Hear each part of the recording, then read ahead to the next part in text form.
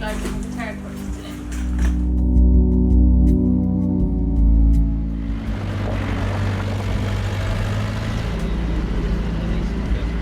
Ça veut dire le Kestrels, sa population qui descend jusqu'à 4 dans fin de l'année 80.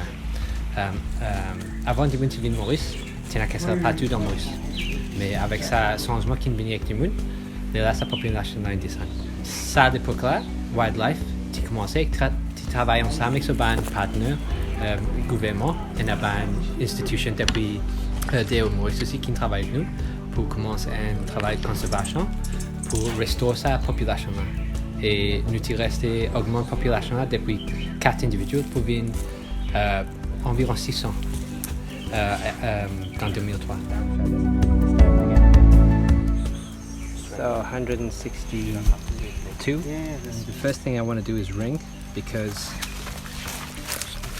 that's the most important thing in this visit is the ringing. And I will always start with my left leg and go to my right leg. Don't move as much as adults, so we can, once they're relaxed, it's quite easy. So these plastic rings just attach with glue. So we just gotta be careful not to glue the ring onto the leg of the bird. We wait until 20 days to do the ringing because at younger ages we can do damage to the leg if we put glue on it. The data that we collect, and the blood samples we collect, obviously now, presently there are better techniques for analysing the genetics, so things have become faster and cheaper to do. We have universities in partnership that work in partnership with us. We've worked with the University of Kent, and they often do it around a PhD study.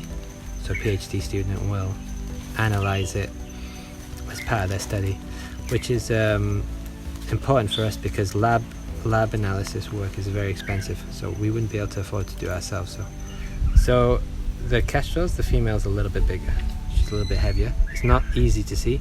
The male's colour of the skin around the nostrils and the eyes is often a little bit more yellow than the female.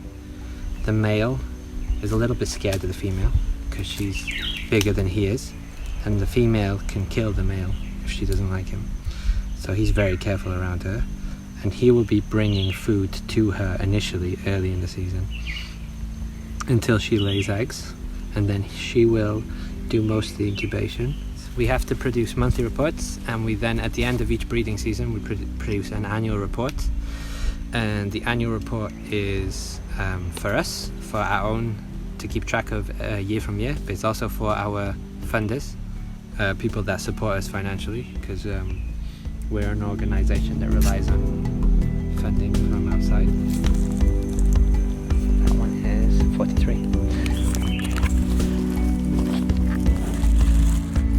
So, and then that one, Fred.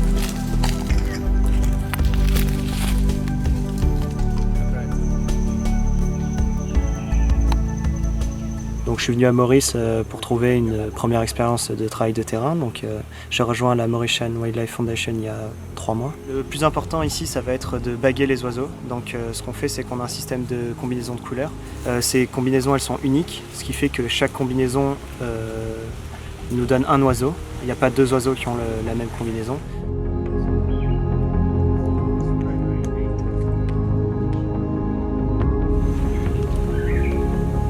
Earlier, when we were ringing the chicks, we record what colour combination they have and the IRN, so the identity ringing number of the ring that we put on them, the metal ring, so we know which ones they were. And then we also record the weight, the head, and this is been recorded since on this coast, on the east coast, since 1987. And it allows us to look at change over the years of the birds, and it also gives us an idea of when they're chicks, if we can kind of estimate their age as well as their sex. And earlier on I was also recording when the male came to the nest box. This is because we want to know how often he's bringing food for the chicks or for the female when she's incubating.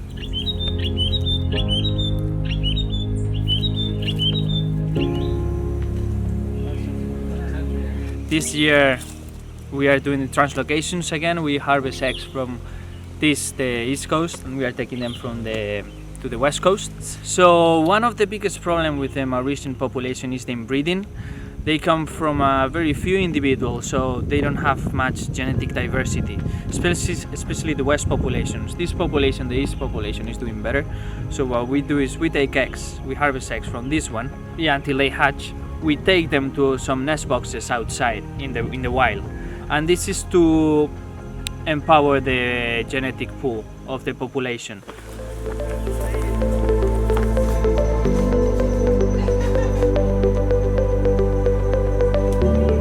Quand je gagne des œufs, quand je gagne chick, ça dépend le temps. Ça veut dire si le temps a changé, le climat a changé, capable des œufs là pour venir plus bonheur ou bien plus tard qu'il normalement l'époque quand je breed, il commençait août, septembre. Timing pour quand je gagne des œufs changé. Ça peut changer quand je chick quitte ni là. Ça veut dire si chick là quitté pendant cyclone season, il n'y a plus beaucoup de chance pour moi dans cette l'époque-là. Soit pendant dans l'année, quand je peux développer, ben, parents, papa amène manger assez souvent. Ou bien quand je finis quitte ni là. Quand je peux apprendre comment envoler, c'est plus difficile. Et il y a une chance de moi si il y a un gros cyclone.